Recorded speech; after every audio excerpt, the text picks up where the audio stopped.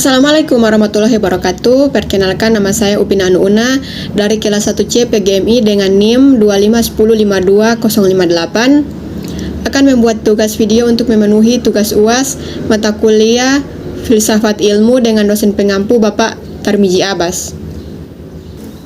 Keempat, sumber bacaan karya Nardi Maruape dan Muhammad Rizky Sorvana serta 2 video YouTube dari Cahyaning Nalar secara garis besar membahas gagasan utama Paulo Freire tentang pendidikan yang membebaskan dan pendidikan bagi kaum tertindas. Semua sumber menegaskan bahwa pendidikan tidak boleh bersifat netral dan menindas, melainkan harus berpihak pada kemanusiaan dan pembebasan. Dalam bacaan Paulo Freire dan pendidikan yang membebaskan, Nardi Maruape menjelaskan bahwa Freire menolak model pendidikan tradisional yang bersifat satu arah, yang ia sebut sebagai pendidikan gaya Beng. Dalam model ini, guru dianggap serba tahu dan murid hanya menjadi objek penerima pengetahuan.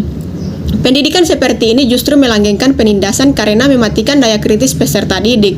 Sebagai gantinya, Freire menawarkan pendidikan dialogis, yaitu pendidikan yang memandang guru dan murid sebagai subjek yang sama-sama belajar melalui dialog dan refleksi kritis terhadap realitas sosial. Pemikiran tersebut diperdalam dalam bacaan Paulo Freire, Kaum yang Tertindas oleh Muhammad Rizky Sorvana.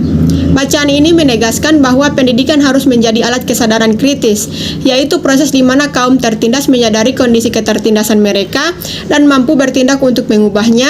Freire menegaskan bahwa pendidikan sejati bukan sekedar transfer ilmu, tetapi proses pembebasan yang mendorong peserta didik untuk berpikir kritis, sadar akan ketidakadilan, dan berani melakukan perubahan sosial.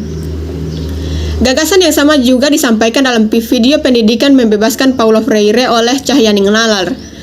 Video ini menjelaskan bahwa pendidikan membebaskan bertujuan memanusiakan manusia. Proses belajar harus relevan dengan pengalaman hidup peserta didik dan berangkat dari persoalan nyata yang mereka hadapi. Pendidikan tidak boleh menjauhkan peserta didik dari realitas sosialnya, melainkan justru membantu mereka memahami dan mengkritisi realitas tersebut.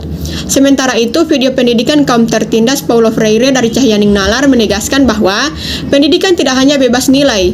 Pendidikan bisa menjadi alat pembebasan, tetapi juga bisa menjadi alat penindasan jika hanya melayani kepentingan penguasa. Oleh karena itu, pendidikan dituntut memiliki keberpihakan moral, yaitu berpihak pada keadilan, kemanusiaan, dan kelompok yang terpinggirkan.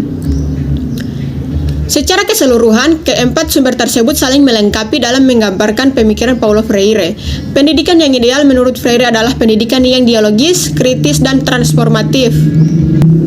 Pendidikan harus mampu membangkitkan kesadaran, menumbuhkan sikap kritis, serta mendorong peserta didik menjadi subjek yang aktif dalam membangun perubahan sosial.